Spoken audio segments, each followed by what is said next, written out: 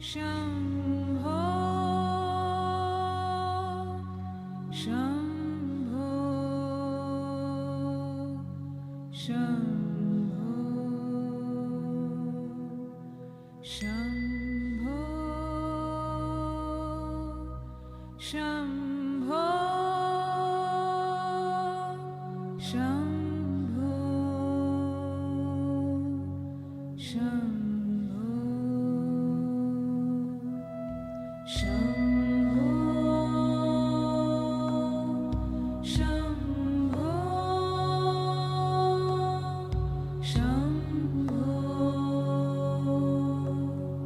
शम्भो शम्भो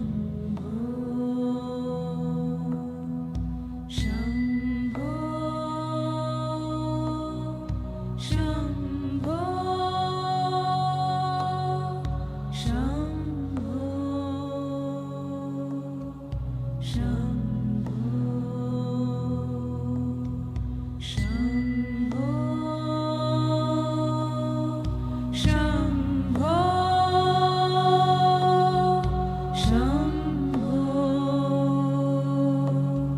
शम्भो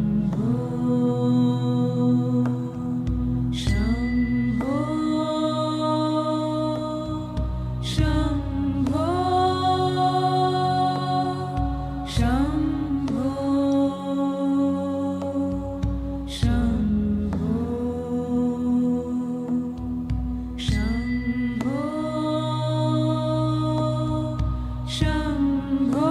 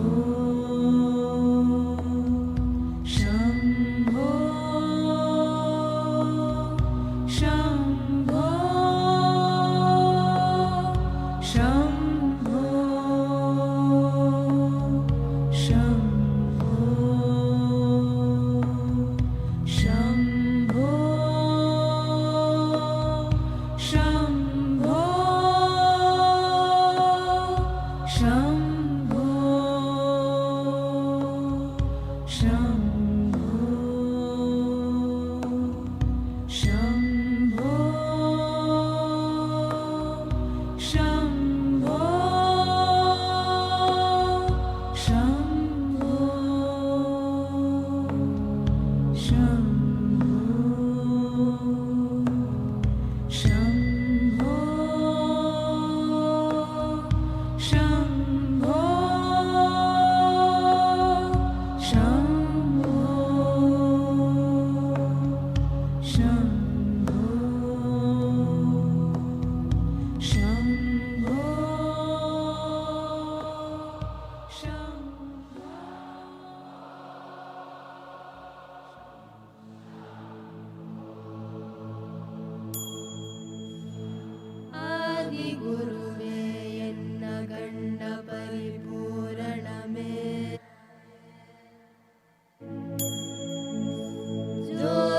ಜ್ಯೋತಿಮಯವಾಗಿ ನಿன்ற ತೂಯಮಣಿ ಸದ್ಗುರುವೇ ಮುತ್ತುಮಣಿ ರತ್ತಿನಮೇ ಮೋರ ಮುತ್ತ ನಾಯಕಮೇ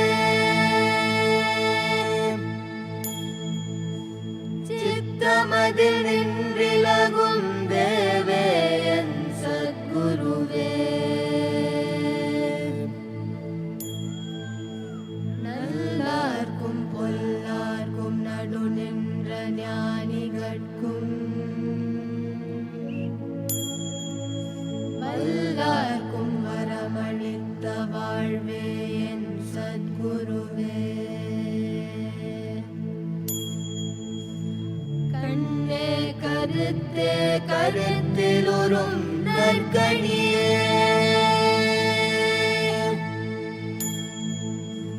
விண்ணே ஒளிய நின்ற விழைவே என் சத்குருவே.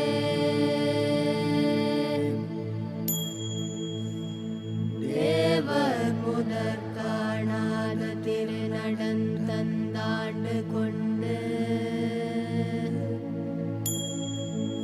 தேவாமிர்தம் நீண்ட சின்மயமாம் சத்குருவே.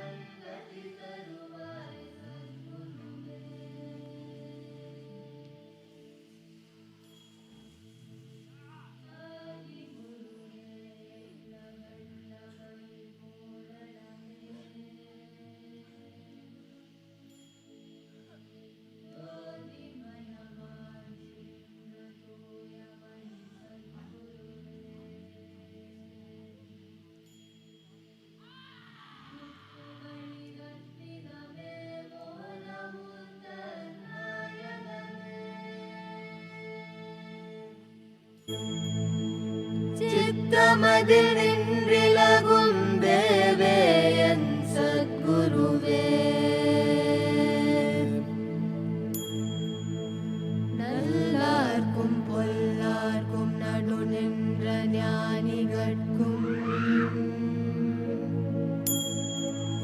வல்லார்க்கும் வரமளித்த வாழ்வே என் சத்குருவே. கண்ணே கருத்தே கருத்திலுறும் நற்கணியே,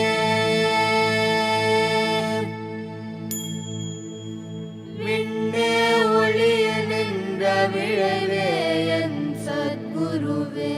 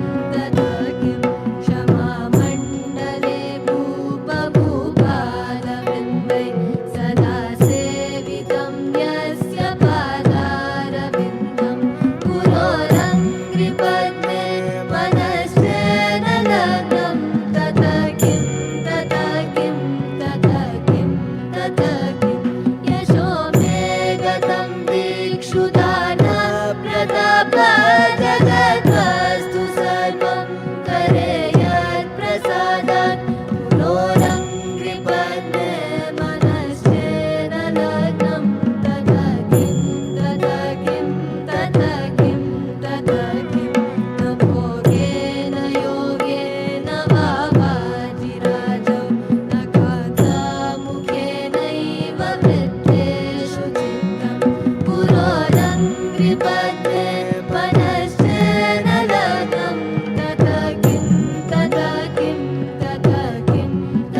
किं अरण्येन वा स्वस्य गेहेन कार्येण देहे मनोवर्तते मे त्वनर्गे पुरोरङ्घ्रिपद्मे मनश्चेन लग्नं तथा किं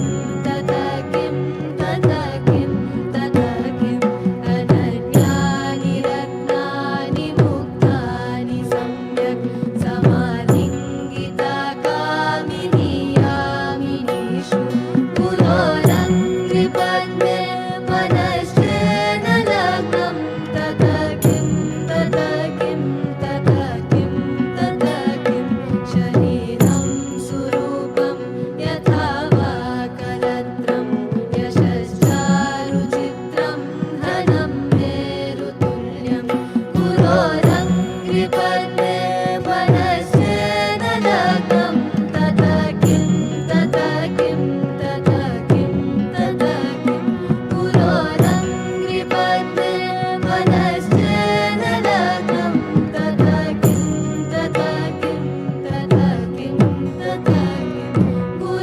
पुरोरङ्घ्रिपद्मे मनश्चेन लग्नं तथा किं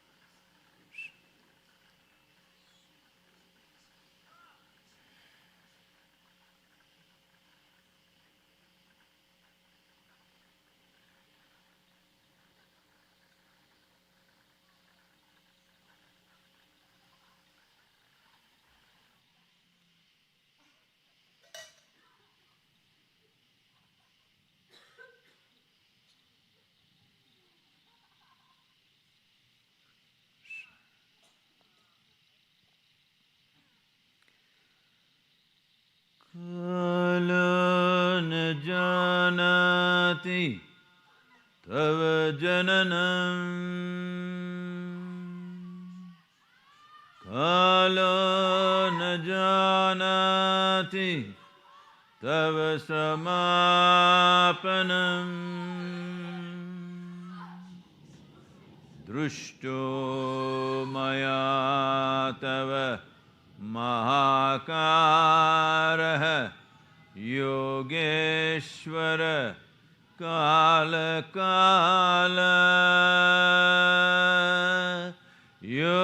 योगेश्वर काल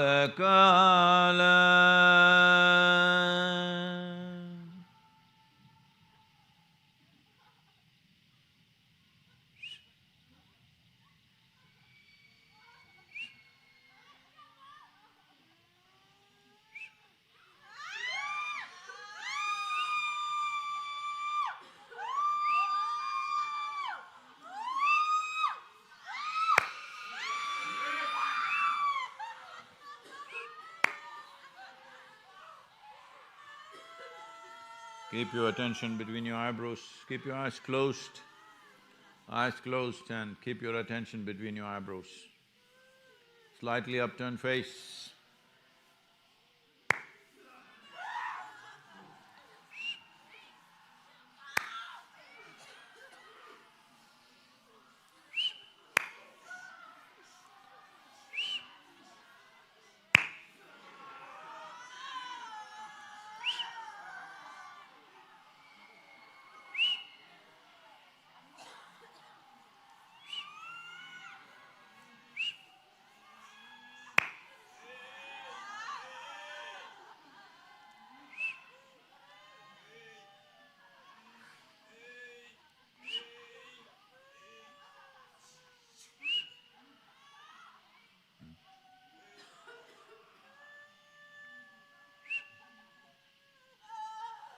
fire beat.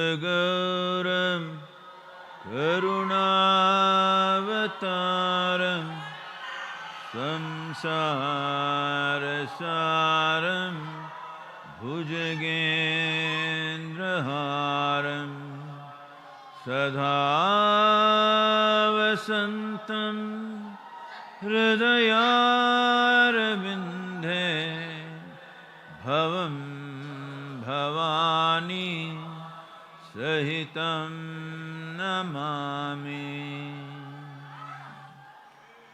Karpuragauram Karunavataram Samsarasaram Bhujagendraharam Sada vasantam Hridayarvindhe Bhavam Bhavani Sahitam Namami Karpuragauram Karunavataram Samsarasaram Bhujagendraharam Sada vasantam Hridayarvindhe Bhavam Bhavani Sahitam Namami.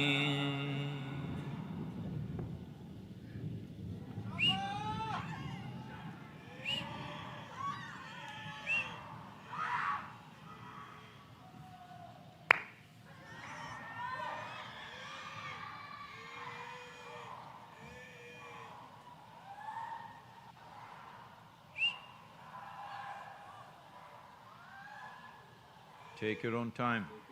Take your own time and slowly, very slowly, please open your eyes.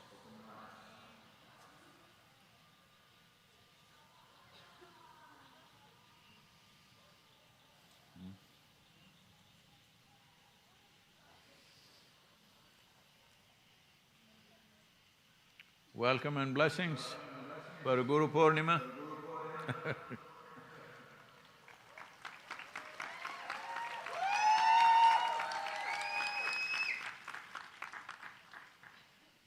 It's wonderful wherever you are in the world. I know those of you who are in Europe and UK, you're sitting up very early in the morning. Those who are here in United States, we've been frying them in hot sun for last 2 days. Just now we cooled them off with a big shower and the ladies cannot hear.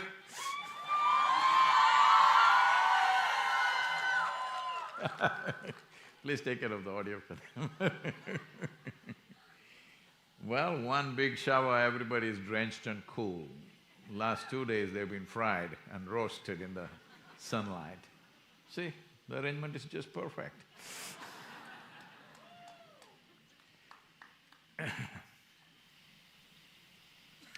This moon, this July full moon,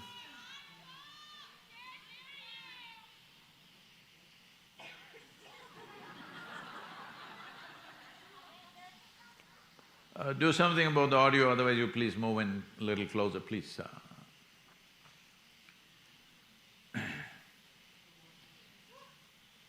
Otherwise the rest of the world will think, what are the Americans fussing about? Okay. So, this full moon is the super moon of the year. On this day, the moon is a little over 18,000 miles closer to Earth than any of the full moons through the year. So that means moon's gravitational pull is working on you better than ever. Those of you trying to ward it off with umbrellas, doesn't matter, it works through the umbrella, don't worry, I'm just joking.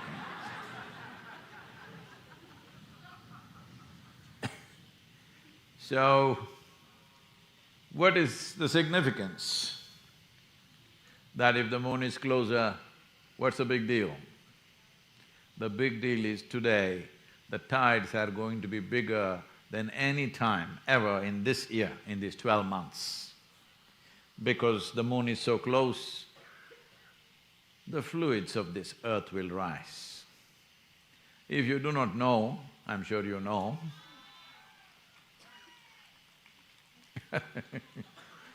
oh, somebody got enlightened at the back, okay.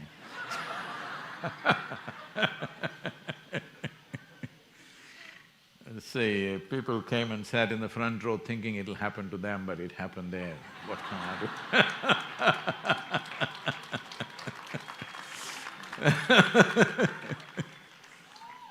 do? You know, those who stand last will stand first, somebody said, okay. But these people are standing last because there is a big tree.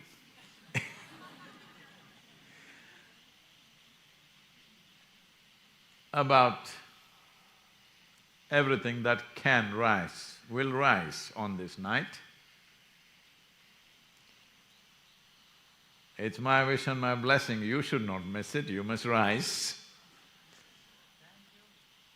When the ocean is rising, when millions of tons of water is wanting to go upward because of the gravitational pull of the moon, do you believe that the fluids in your body will not rise? When I say fluids, it's not just about blood. Almost everything in this body, the mechanics of this body, the nutrition of this body, the various experiences of this body are controlled by secretions of glands. So when the moon is this close and it's full, all of them rise. If you keep yourself in the right attitude, the right things will rise. On this night, if you're in anger, misery, resentment, that will rise, what can I do? It's not me, it's the moon, you know. But if you remain in meditativeness, joy, peacefulness, love, that will rise. That's why the satsang, so that at least for this couple of hours, you stay well and the right things rise within you. Because this is all life is about. What kind of things arise within you? What kind of things reach the peak within you? Is it going to be your anger, frustration, resentment, or joy, bliss, love? What is going to rise within you? This is all the quality of the human life is decided by. Everything that you are is just this, what is arising within you.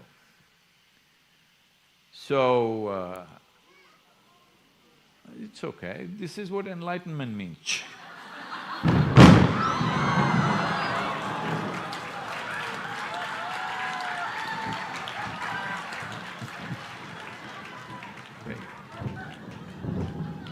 It always happens with a bang, huh? Those of you who are holding umbrellas with steel, metal rods, please keep it down. Everybody, those who are holding umbrellas with metal sticks, please keep them down. It's all right if you get wet.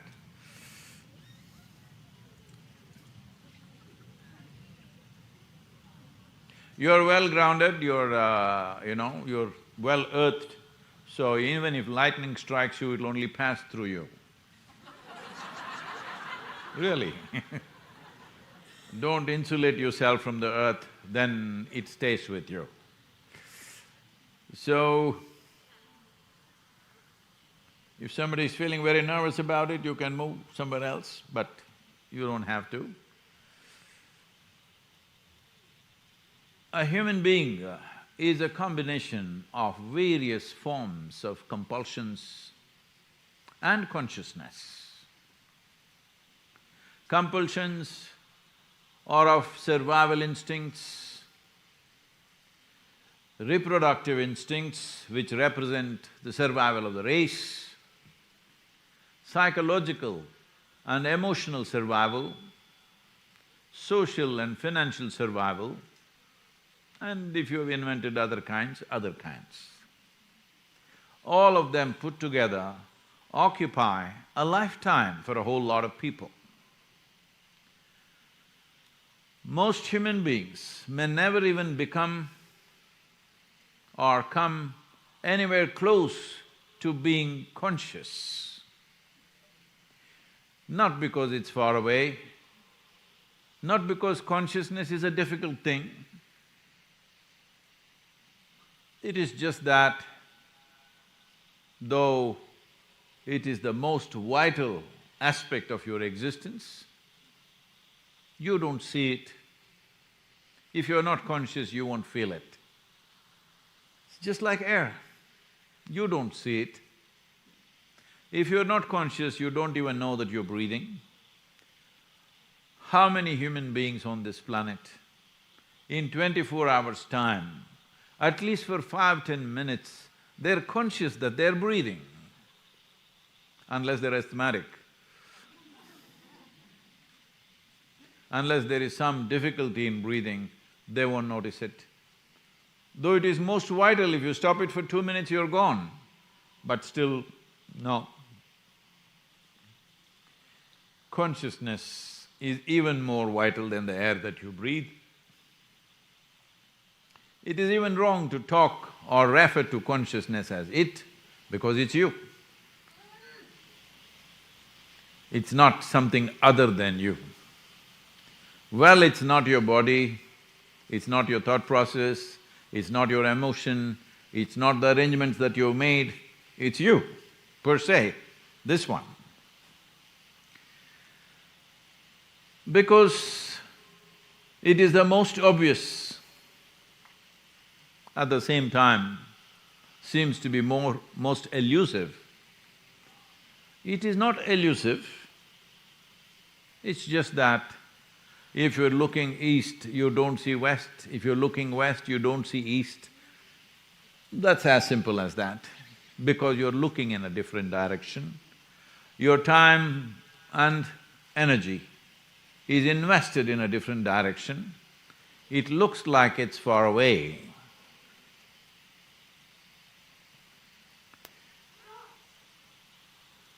More people are getting enlightened. I wish the flashes were going from here up.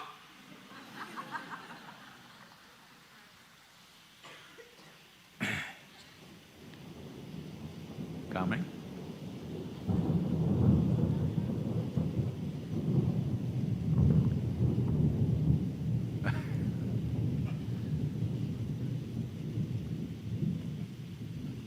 So,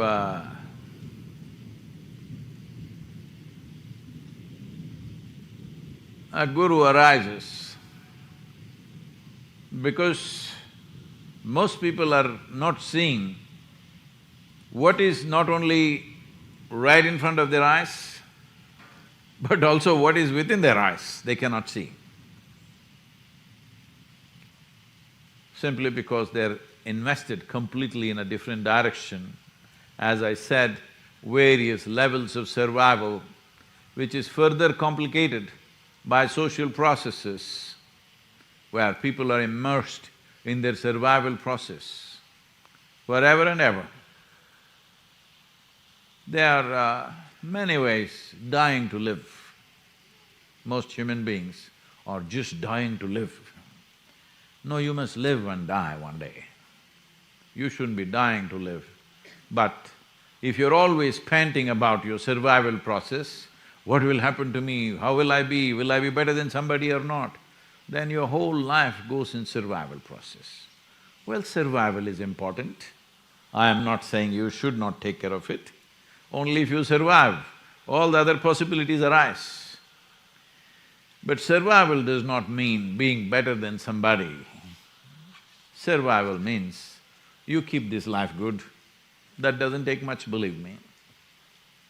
It's only when you want to be better than somebody, then it takes a whole lifetime. So a guru is not here to weave a philosophy or to start a new religion. Spiritual process means life and deeper life. A guru is like a doorway. If you look at a doorway from a distance and you want to go there, actually the intent is to go through it, but from a distance, the doorway itself is the destination. So if you're far away, Guru is your destination. Like, I don't know, probably most nations don't have this. In India, there is a gateway of India. Not everybody enters through that gate, don't misunderstand. Not everybody who goes into India enters through the gate, it's a monument, it's a gateway. So, if that was the only entry, if I want to go to India, I will look at the gateway as my destination. So in that sense, Guru is a destination. It is not about being far in terms of physical terms. It is not distance in miles and kilometers. It is if you're invested in something, you're far away. Invested in your dream world of social, psychological, emotional worlds, then the Guru's work is to get to the Creator's world, get you to the Creator's world. Because you started creating your own world, you're like Vishwamitra. You started creating your own world in your mind and start living there. The Guru's work is to get you to Creator's world, or if you don't understand that way, God's own world.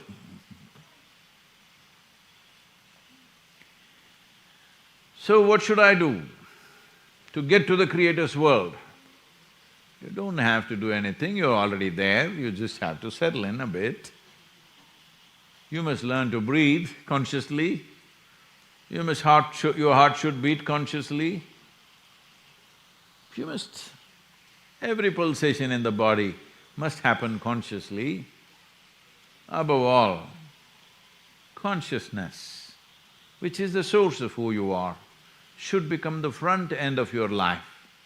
Right now, till you are 25, 30, probably your body is the front end of your life. That is why everybody, like especially in America, this is a habit. People come and tell me, Sadhguru, I did this. I said, why? Why did you do something so stupid? I said, Sadhguru, I was only 18.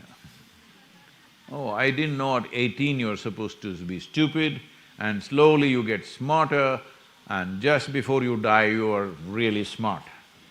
That's dumb, believe me. You must get smart early, it's very important. So, this is simply because you get invested in things that you create. Being involved with life is not the problem, but when I say invested, you're getting identified with things that you create. Once you're identified with things that you create, then the whole fantastic creation that is here, for which there is no comparison anywhere because there is no anywhere else. This is it. But you will miss it completely because your thoughts, your emotions, your ideas, your philosophies, your belief systems or your phone screen will keep you busy. You will never see reality for what it is. So, a guru's job is mundane, very mundane, to make you see what is always there. It's not like suddenly a shooting star happened, look, look, look. Not like that. It's always there. Why the idiots don't see? That's a big question. Why is it that they don't see what is always there? Well, there is a history to this, you're not the only one, there's a history to this. You are having a certain, illustrious pedigree for ignorance. Because, it happened in Mahabharata. This Arjuna asked Krishna, what is the nature of this truth that you're talking about? Where is it? Is it here? Is it there? Where is it? So Krishna laughs and says, in a battlefield, he laughs and says, the ultimate truth about your life is at the tip of your nose. So now whole lot of people started focusing on the tip of their noses, and if you focus on the tip of your nose, within 3 minutes you'll get a severe headache. If you are Chinese or Japanese or Vietnamese, you'll get it within 1 minute.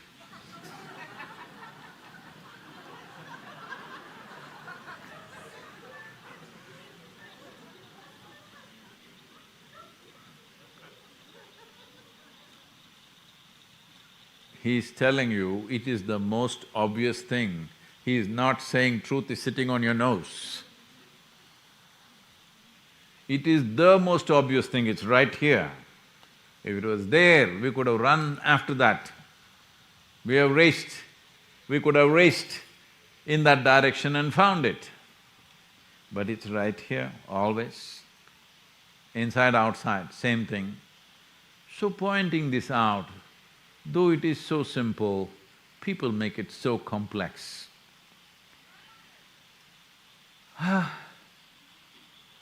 Well, there is also a tradition of people…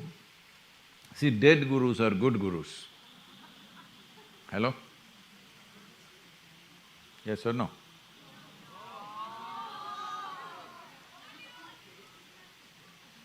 Because if you find a dead guru, you can twist him, turn him, you can make him the way you want, really nice, sweet. Not only that, you can paint pictures of him walking upon water, flying in the air, astral travel in the clouds. It happens it just takes 200 to 300 years. By then, all kinds of miracles start happening. But I'm telling you, I'm very ordinary guru, very ordinary being, and always conscious to make sure nobody ever perceives me as special. That means little more ordinary than most people, always conscious to be like that. Because of this, some people may think I'm extraordinary, but that's their way of looking at it. But I'm very ordinary, more ordinary than most people, never trying to be special. Why I am telling this to you is,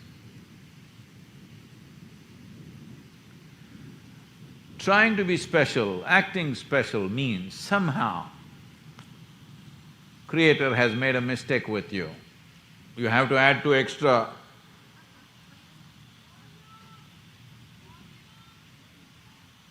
You have to… You heard that, please, they're asking for volume. You have to add something extra, at least a halo. Do I have one? Hello? They've not added today, you know.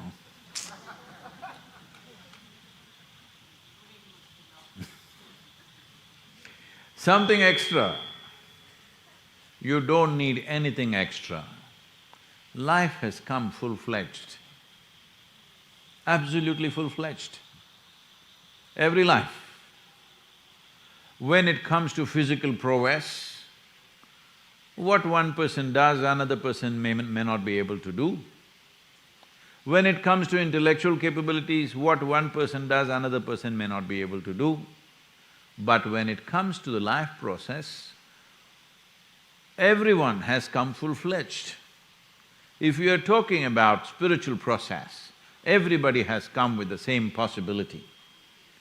It is just that some may be little better oriented. Because of that, they may find results a little more quick, or it may be just this. Some people are trying to learn from the Guru. They can go on learning, it'll take lifetimes. As I've already said, in this lifetime, if I live long enough and do my best, that best means 7 days of the week and da-da-da. If I do all that, probably I will share 2% of what I have perceived.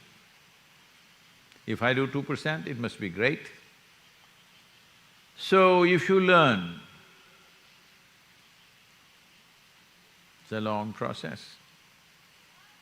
Some come closer and they just embrace the Guru. Because of that, they have pleasantness of experience. They live joyfully and blissfully, no matter what is happening in the physical situations in their life, because they have touched grace. But another way, somebody comes and dissolves into it because a little deeper, Guru is like acid. Yes, always on acid you can see. So you can just dissolve in it. If your heart beats for your Guru, or your breath feels like your Guru, or your Guru feels like your liberation, this is all left to you. You can be… a Guru can be your breath, your heartbeat, or your liberation. It's your choice. Certain things you can enjoy, certain things, the nature of it is such, you become part of something else. There is nobody to enjoy, but it's like that. So how to approach a Guru? As I said, you can learn to bow down from a distance, you can learn, you can embrace, or you can dissolve. Today is Guru Purnima, it's your choice. Whatever choice you make, I'm with you. I'm not insisting this way or that way. As I said, I'm not here to weave philosophies, create new ideologies, create a new religion. No.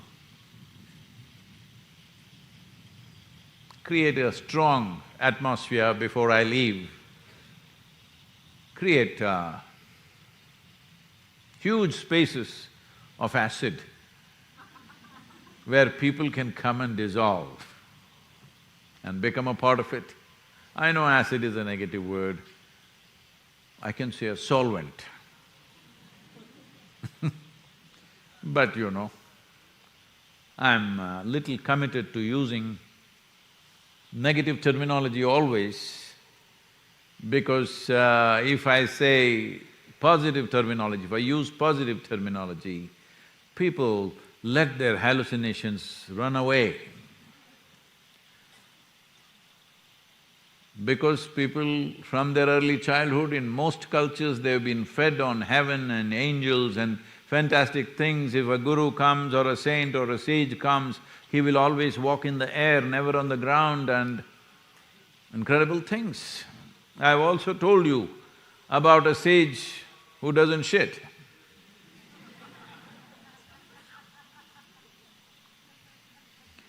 So, nothing like that, just ordinary, very ordinary. More ordinary than most people. In fact, during the Save Soil movement, I went on telling everybody, many leaders, they were all surprised, ministers and agriculture and environment ministers, officials, when they asked me, Sadhguru, how do you know this, how do you know that, what to do? I said, see, I'm just a worm, I can't intellectualize everything, but I can tell you this is how it works because I'm a worm. Usually you call somebody a worm when you think they are the lowest of the lowest creatures. But actually, when you call somebody a worm, you're elevating them to a space and saying, you're the foundation of my life. You don't know that, you think they're low. But you're actually acknowledging that you are the foundation of my life.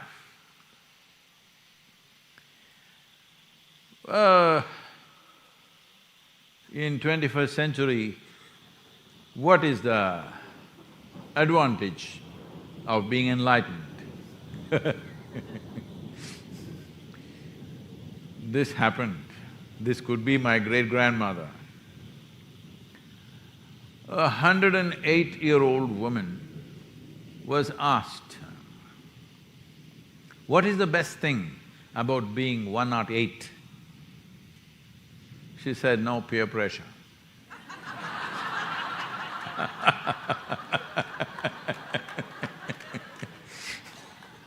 No peer pressure.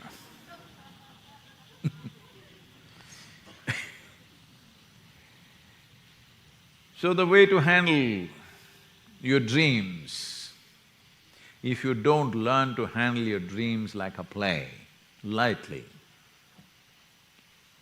if you get identified and invested in the dreams as if they are reality, for those of you all over the world, suppose you are in the middle of the night and you think I'm talking about the dreams that you are having.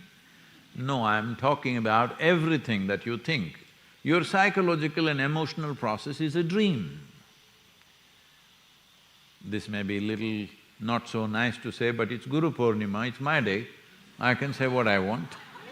Hello?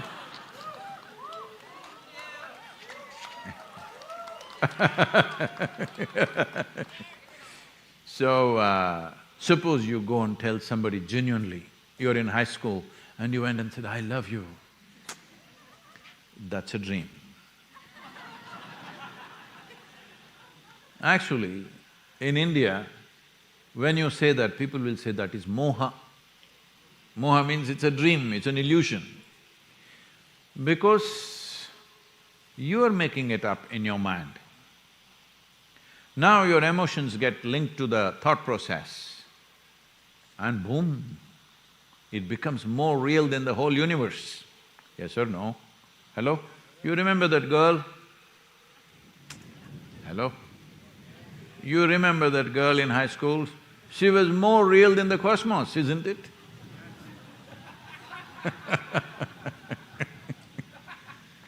That's called moha. That means your mind is conjuring up illusions to take you away somewhere. It has its own purpose, let me not go into that.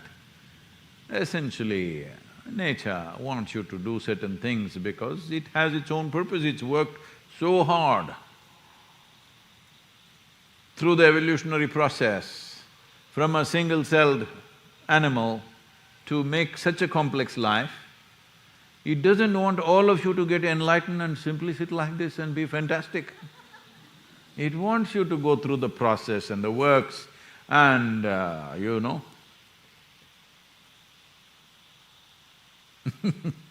the next layer of people must come. So it has its own purpose. So suddenly, it makes, in India, there are names like this for woman, Chandramukhi, that means she is like a moon. If somebody has to have a face like a moon, she must be really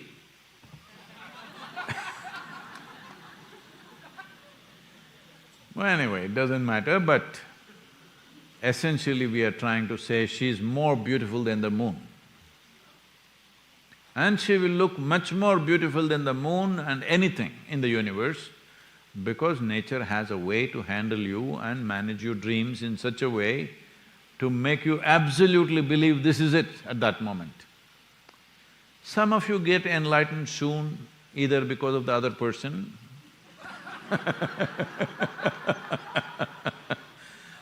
or sometimes by yourself, if you're wise or sometimes it runs for many years and then you understand slowly.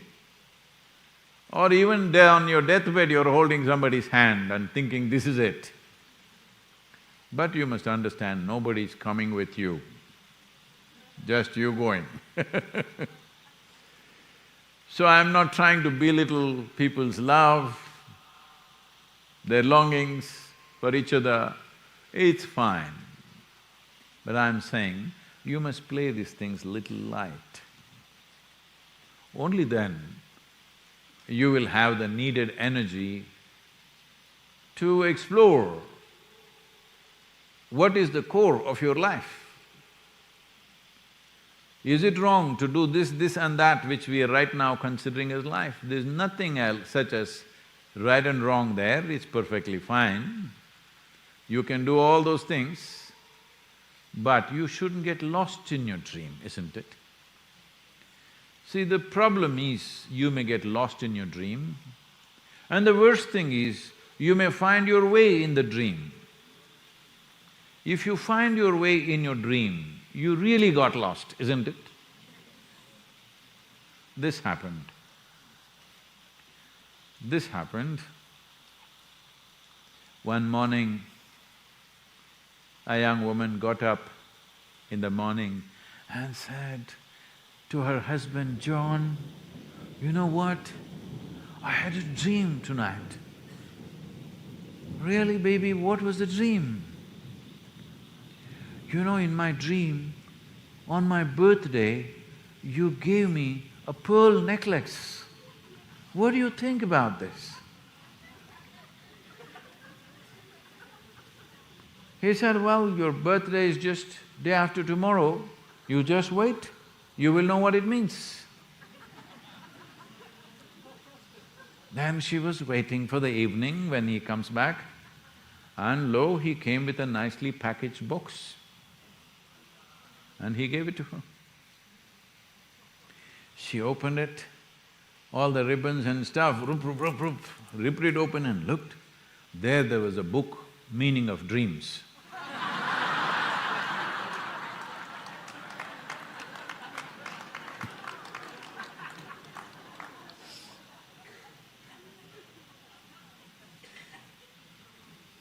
So, because there is so much, all kinds of… today it is like this, I'm seeing a lot of people even around me are doing this. They've all become… they're paranoid about their health. They're all doing medical research. You bring any doctor to them, they won't agree because they've read this, that in the internet. We are having some trouble with people. You send them to the best doctor, the doctor says, "See, this is the problem." Says, "No, no, no, in the internet I read it is this. I have the most bizarre disease that you do not understand." So these internet doctors, just like that, there are spiritual gurus everywhere, you also playing that little bit, all of you also doing it a little bit, because this whole jargon that's gone on for centuries or millennia, all kinds of terms all over the place, everybody using all kinds of things. So one important thing is you must remove all the impurities from your life, you must become pure. How? Well, last 2 years you've been dipping yourself in alcohol. In Tennessee here, people have been doing this inside out for many years.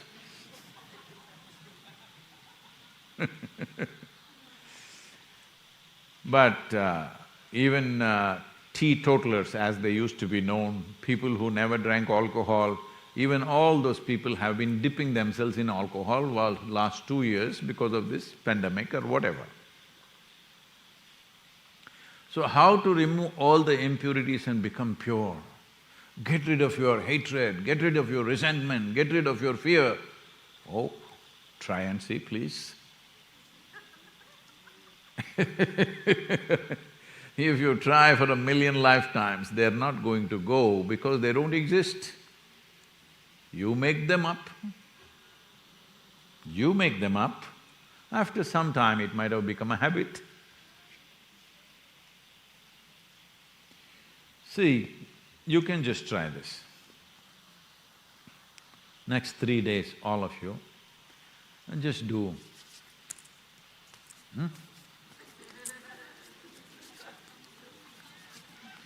Okay, every 5 minutes you just do this.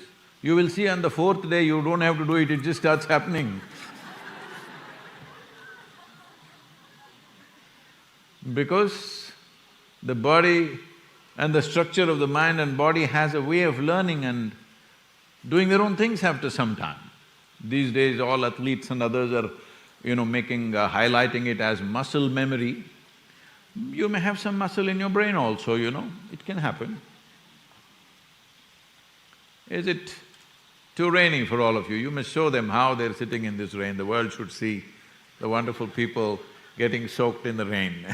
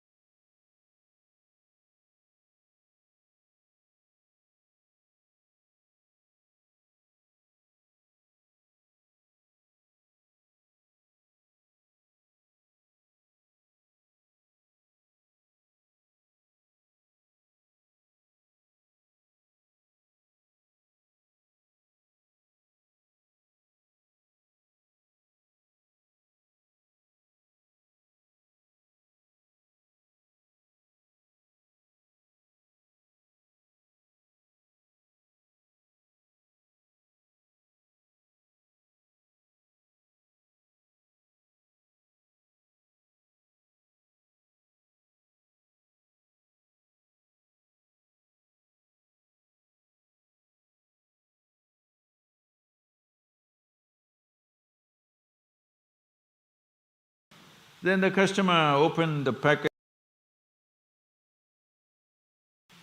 Then Shankaran Pillai said, "Sir, one of them was rotten, so instead of you taking the trouble of trashing it, I did it myself."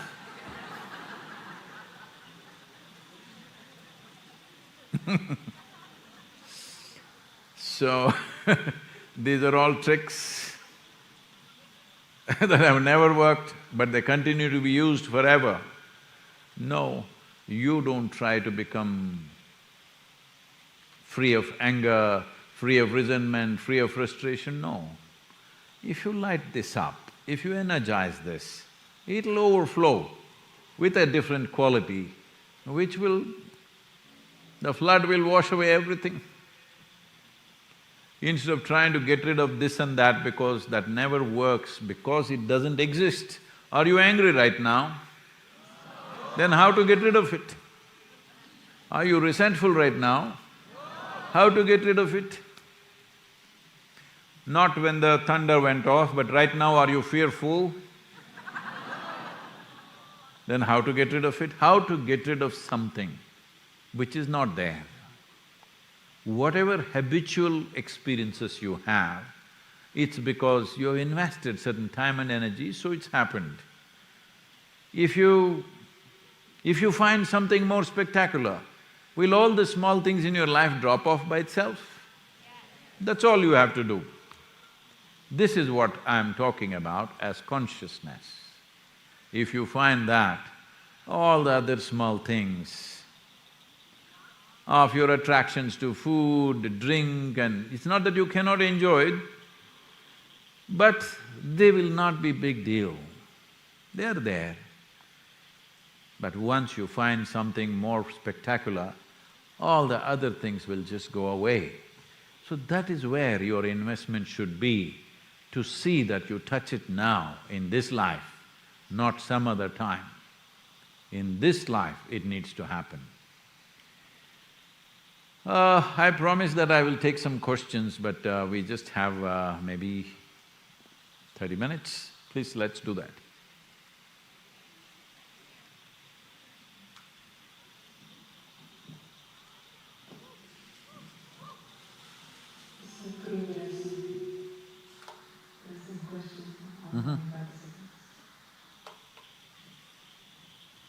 First preference with the online people, okay? They're not even getting wet, they're missing the whole scene.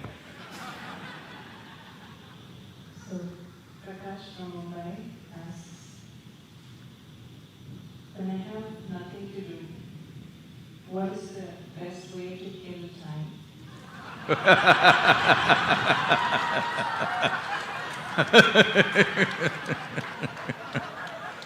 I'm glad all of you got it.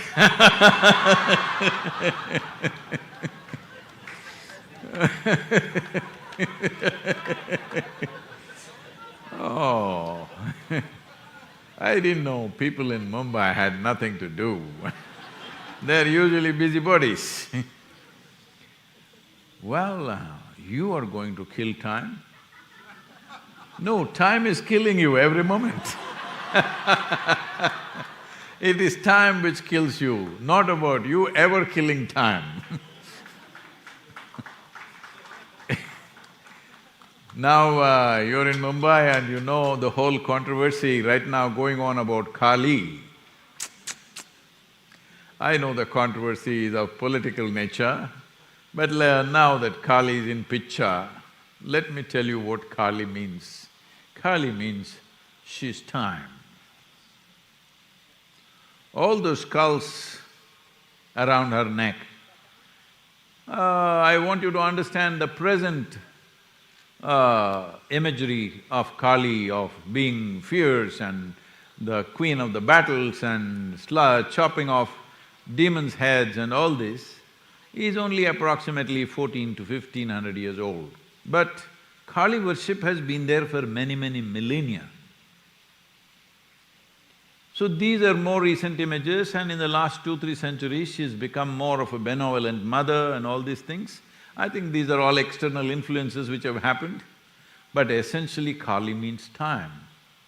Ultimately, your skull also will hang on her mala one day. Hello? Because she's time. She's Mahakali. And because of that, time is always dancing away, never stopping, isn't it? You can stop your watch if you want, but time won't stop. Only Americans have the habit of turning 1 hour forward, backward once a year.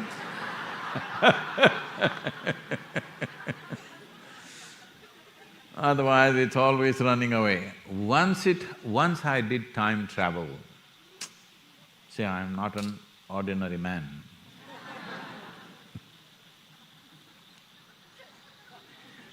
Oh, worldwide they're waiting, the Guru will say something wise, but I'm fooling around. Because that is the wisdom of life, that you don't get so bloody serious about your existence. Fool around a little bit, huh?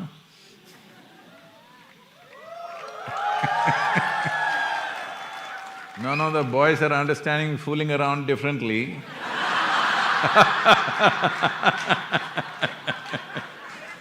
I'm not talking about that. With yourself, make a fool of yourself because you are a bloody fool.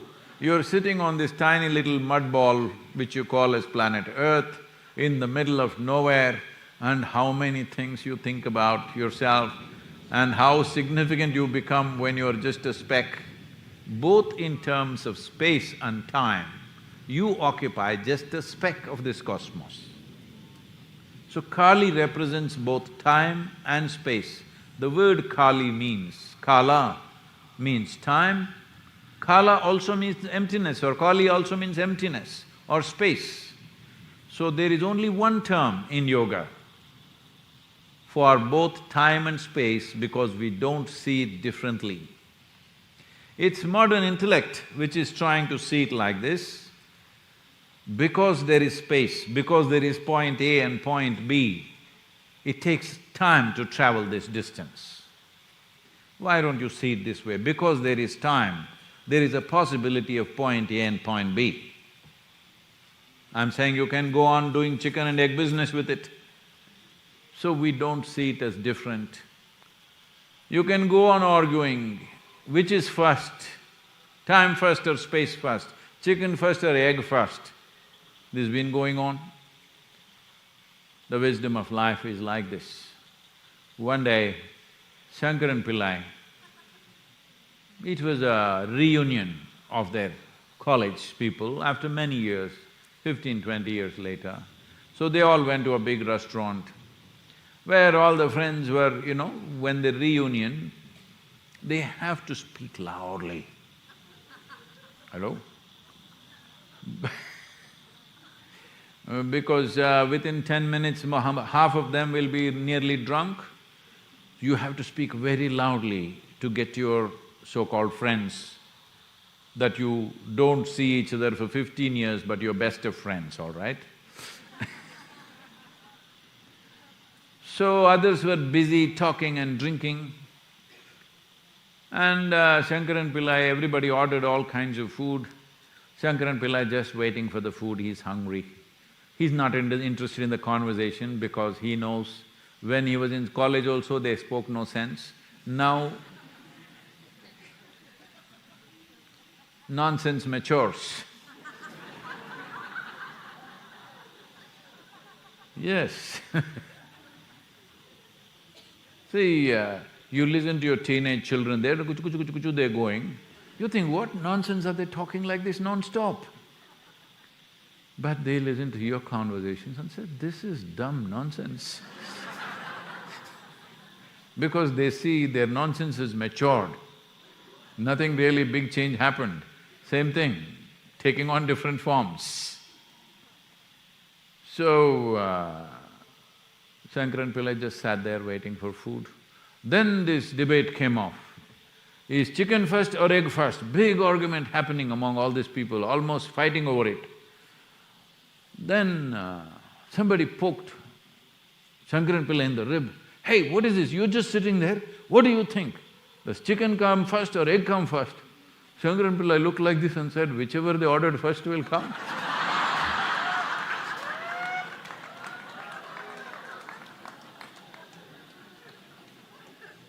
So, Mr. Prakash,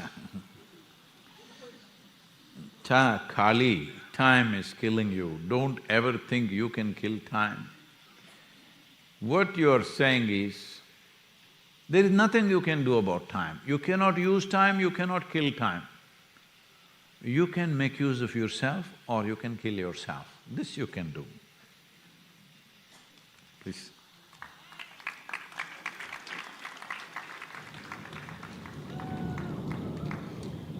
Mark from California asks, Sadhguru, last year… Little louder for all of them, please. Sadhguru, last year you went for the North American journey. This year you went on the Save Soil journey. I saw a video in which you were talking about how yogis traveled across the world and laid many spiritual eggs in many places. So with you also, apart from the social aspects of the work, are you also doing some mystical work? Well, no, because just now we said the chicken and egg stuff, these guys are thinking Mark is talking about those eggs, he's not talking about those eggs.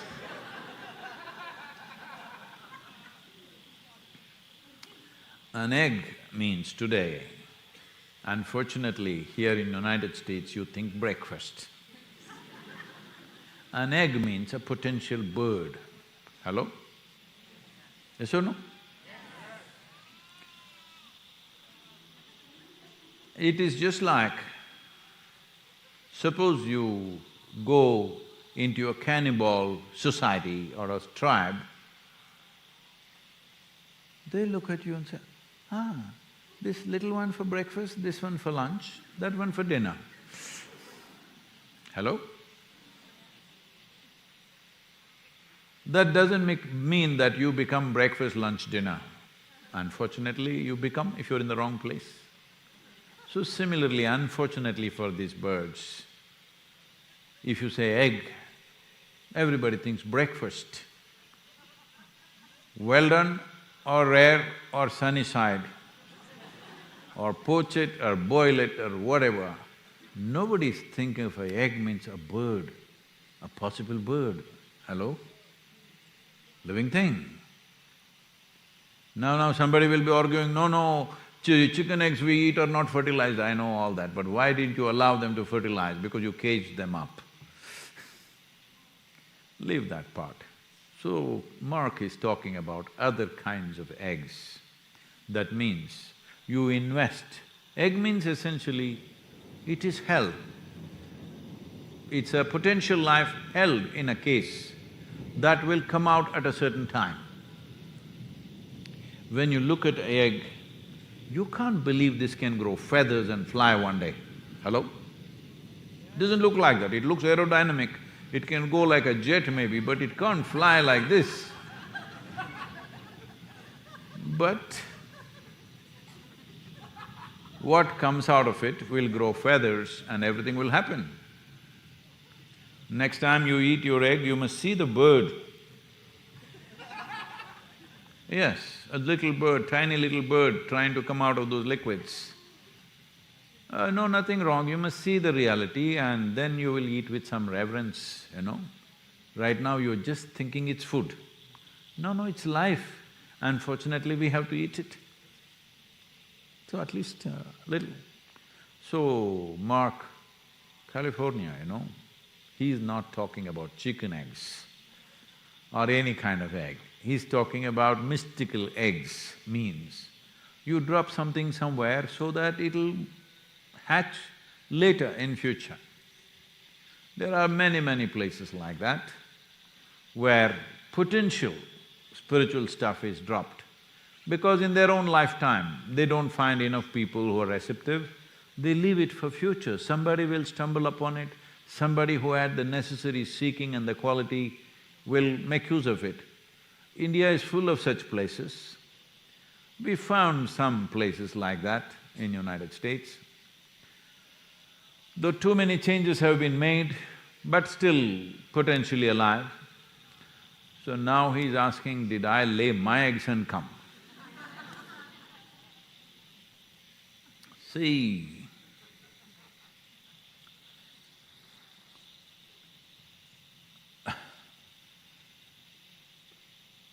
whatever the nature of your existence, wherever you go, for whatever purpose you go, the fundamental nature of your existence will not go. It will anyway be there. So you will see some parts of North America and some parts of Europe and even Arabia, you will see things will hatch in the next 1 or 2 years. You will see it for sure.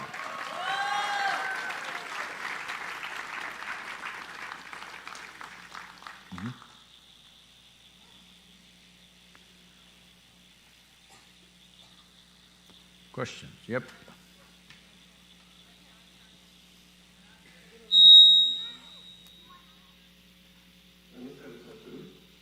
Where are you? Yep. Why is the Guru associated with Paurnami? For example, is there a Guru Amavasya? You got it. Well, for those of you who don't understand, when he just asked why there is no Guru Amavasya, lights went off.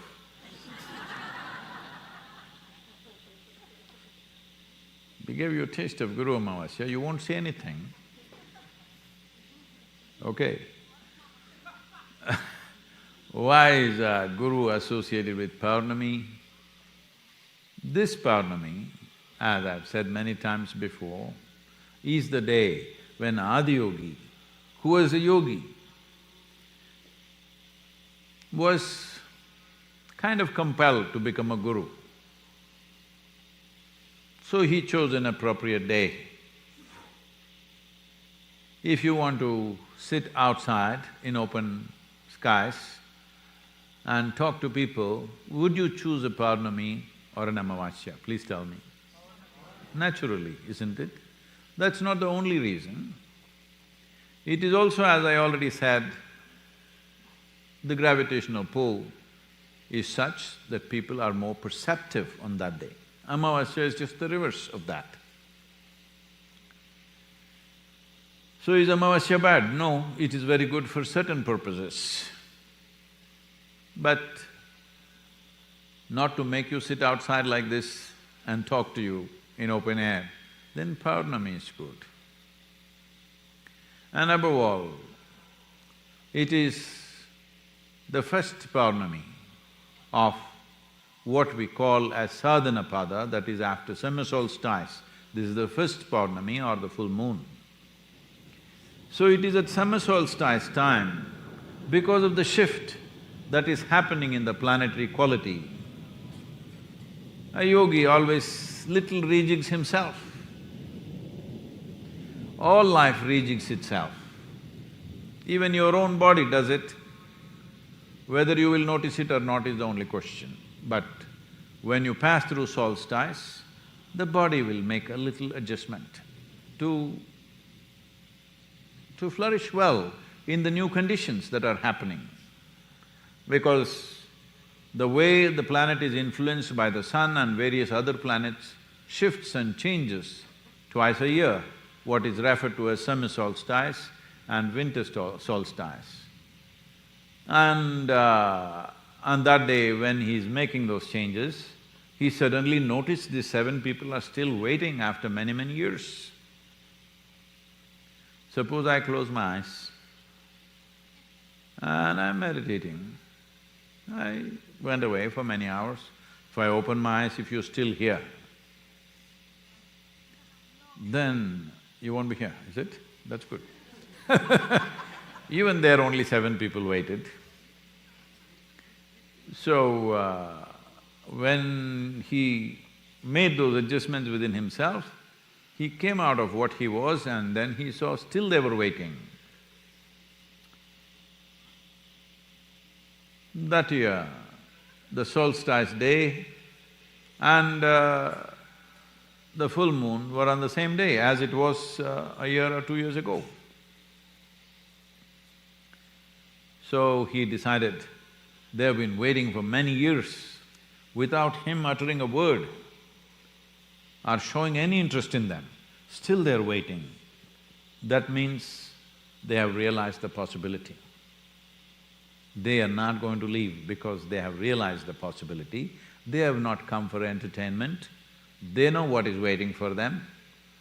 So he decided, okay, and he turned into a guru. And the first guru, Adi Yogi, became the Adi Guru on this night.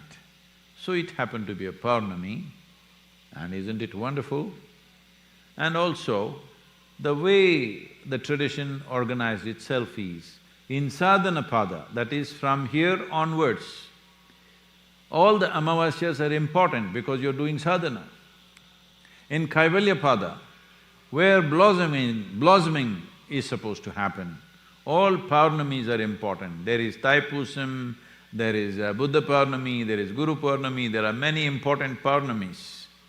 In that part, which is the northern run of the sun, in the southern run, this is important because sun is in the wrong place. Wrong is not the word, sun is in another place, so the moon being in a counter place, that becomes important. So, I mean, you have to look at the geometry of this, how it works, you will see there is some sense to this and there is some value to this. Because this is how life responds, not just you, all life responds this way. So, Purnami is not only for the Guru, it is for blossoming.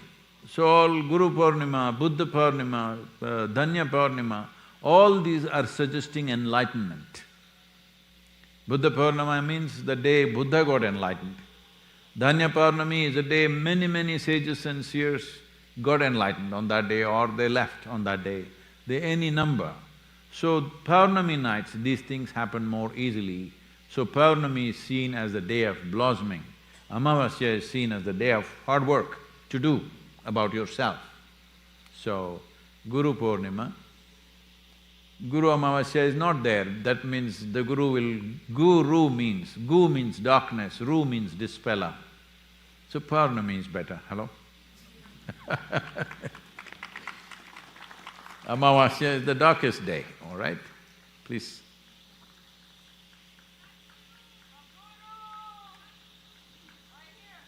Yes, please, take the microphone. Namaskaram, Sadhguru. Where are you? On my left, on your left. Namaskaram. Yep. Sadhguru, I feel very close to you, yet at the same time, I feel very far away from you. Why is that so? Where do you live, huh? How do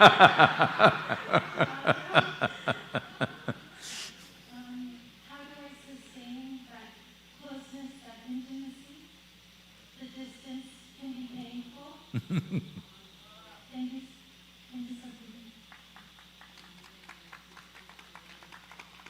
Sadhguru. You got fans out here, for that question. I hope the question got across to everybody else who are very far away. The question is, I feel very close to you and at the same time I feel very far away from you, how do I stay close? So closeness and distance are not of physical distances, not measurable distances as such. See, right now I'm sitting here as a person, but you are not here for the person. You don't have to come and sit soaked in this rain to see a person. What is the point? There are so many people everywhere. So there are two aspects to yourself. One is your being, that is who you really are. Another is your body, your thought, your emotion, your social arrangements, whole lot of accessories.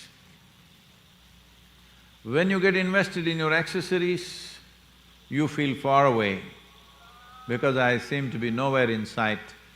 If you simply sit, as a being, I will be right there with you, no question. Because when it comes to the being, there is no such thing as this being and that being. There is just one being. There is this person and that person. There is this body and that body. There is this mind and that mind. There is this nonsense and that nonsense. But there is only one being. You captured a little and you think it's yours. The moment you think it's yours, you don't have it. So those moments when you're meditative, those moments when you feel love, those moments when you're very joyful, you feel Sadhguru is right here. Those moments when you're doom, Sadhguru seems to be in another world. Where the hell is he? Why is he not helping me? I got financial problems.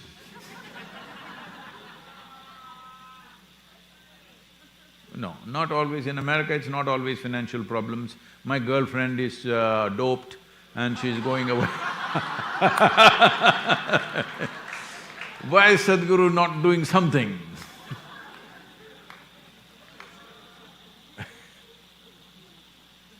So, you just have to move towards your being. I'm saying your being. It's a misnomer to call it your being. You must become more of a being. Then you will see the light and the guidance that you refer to as Sadhguru is there every moment of your life. You're invested in something else, your dreams. Well, you know I'm not a part of your dream and I need not be. Your dreams you play. Once you are invested there, you're looking in a different direction. Once you're looking in a different direction, it looks far away. See, right now you're looking this way, I'm right here. If you turn around, where am I? Oh, you have to go across the world and come back. That's how far it is. So, your experience of being close and far away is just this. When you look this way, I'm right here. When you look that way, you have to circumnavigate the whole planet.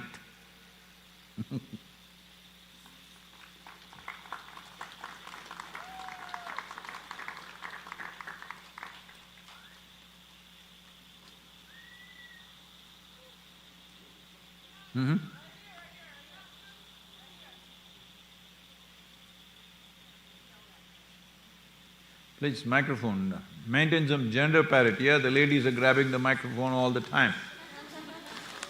Namaskaram, Sadhguruji. Could you dance No, with I'm us? just reminding the ladies, it's only a microphone, it's not a phone. Please tell me. Could you dance with us tonight? Oh, Can why we not? sing a song together that everyone can sing? Let's get some rain going, all right, to dance?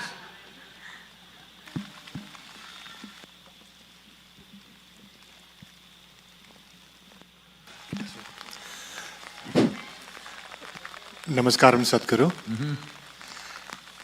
After your 100-day journey through Europe, Middle East and… Little louder, please hold the microphone a little closer. After your 100-day journey through Europe, Middle East and India for Safe Soil, what are your plans for United States and Canada, and how can Earth Buddies here support your goal?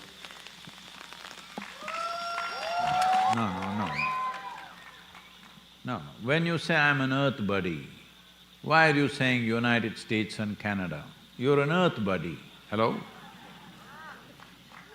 An earth buddy means somewhere we understand this is beyond nationalities. So if you're an earth buddy, what does it matter where you are? As I have told you, right now, just after this couple of weeks, I am in 2 countries in South America and maybe 3 or 4 countries in Caribbean and then in Europe. All these nations are seriously looking at how to take the safe soil forward, and these are small nations who don't have a great amount of scientific, capabilities. So we are in the process of forming at least a 20 to 25 member committee who can technically support these nations, and some of these nations at that time, last trip that I was there, they even offered that they are willing to give us one island, 4 or 5 square miles, where we can demonstrate how different crops that matter to their nations can be grown in a regenerative way without destroying the soil. How can we do this? When I say regenerative way, I am not talking about very fanatical way of looking at it. Putting back organic content into the soil is the first aspect of regeneration. If it's your kitchen garden, you can talk about, I won't use any chemical, I won't use any fertilizer, you can do that. But if you're talking about feeding 8 billion people, you don't talk like that. You raise the organic content, then the chemical usage will slowly start coming down. If you raise it significantly, it may come down in 6 to 8 or 10 years' time. If you do it slowly, it may take 20, 25 years' time. But nobody can dispute this. As organic content rises in the soil, the chemical usage or the need for chemical usage will start slipping down. That's the way forward if we want to do this without disrupting agriculture on the planet. Disruption means, just to give you a sense of it, suppose tomorrow we stop all fertilizers and chemicals and everything, totally, because you have a fanciful idea about it. World's food production will come down to maybe 25% of what it is.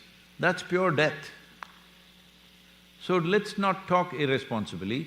It's important that we raise the organic content, necessary policies have to be made, necessary incentives have to be given.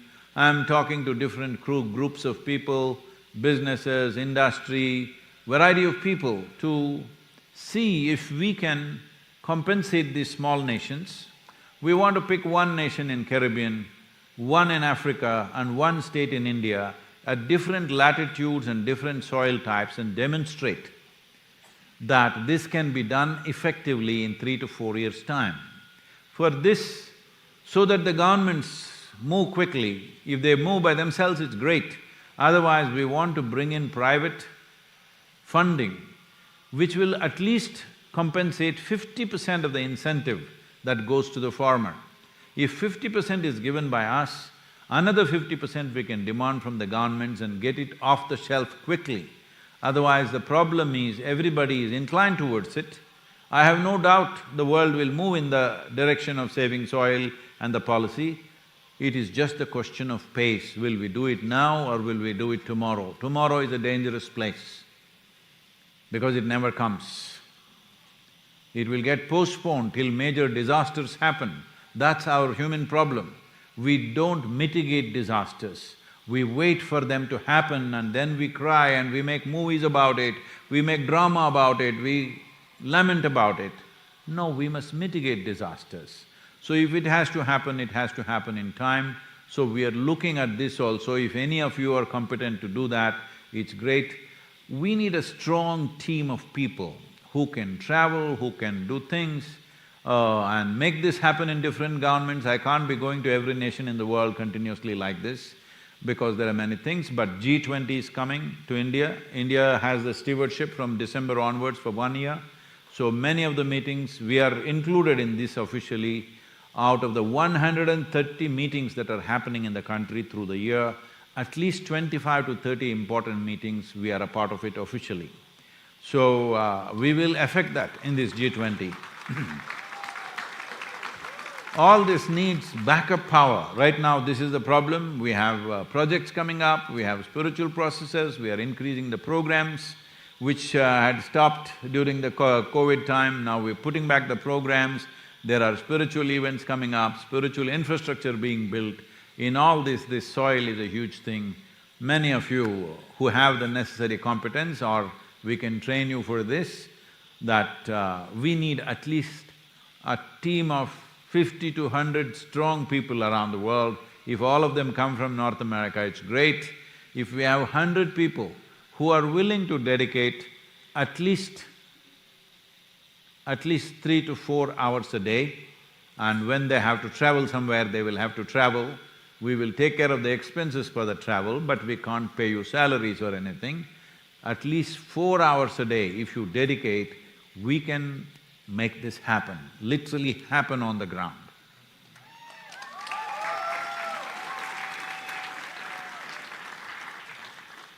But I need those people. All these coo cat calls, are they all coming or no? Or they're just cats who will escape? You know, cats are never reliable. At least you say, bow bow, I can believe you.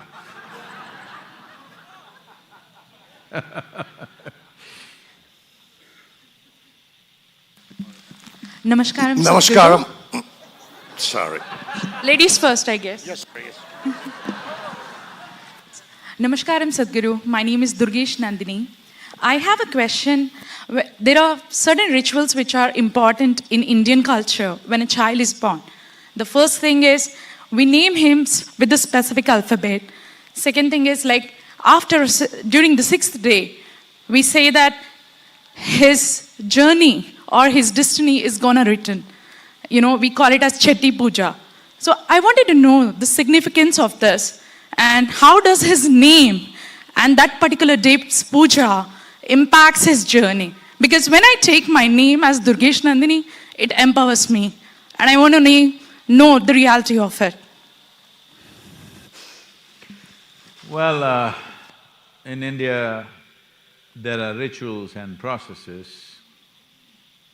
Unfortunately, many of them have become mere rituals, but if you look at them carefully, there is certain profoundness to them, most of them at least. That the ritual starts with marriage, there's a ritual for conception, there's a ritual at different stages of pregnancy, there's a ritual for delivery, and every few days there are things. When the child, is breastfed, there is a ritual. When the child is eating solid food, there's a ritual. The child starts his education, there's a ritual. Because a human child has come unformed. You have not come like other creatures.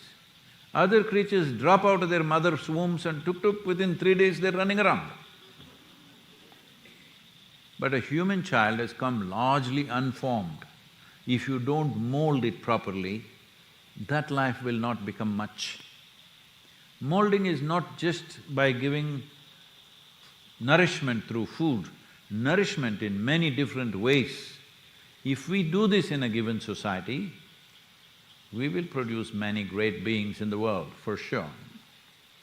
But it will take that level of dedication and commitment to a new life. This is why I'm telling young women, if you're not committed, if you want to do something else, do that. Right now there's no dearth for human beings. You don't bear children unless you're ready for putting your life into it for at least 18-20 years. If that's not possible, why? Simply because unless you can produce a life which is better than you should not do it. Hello? In some way, at least the next generation should be one step ahead of you. If you cannot do that, it's not just in biology, it is in the way you mold a child. Molding does not mean giving them morals, values, ethics, no. Energetically, you can mold the child for a higher possibility. So this is what these rituals are. I don't want to go into the detail. Right now, quite a few of them are being performed in the Devi temple in India.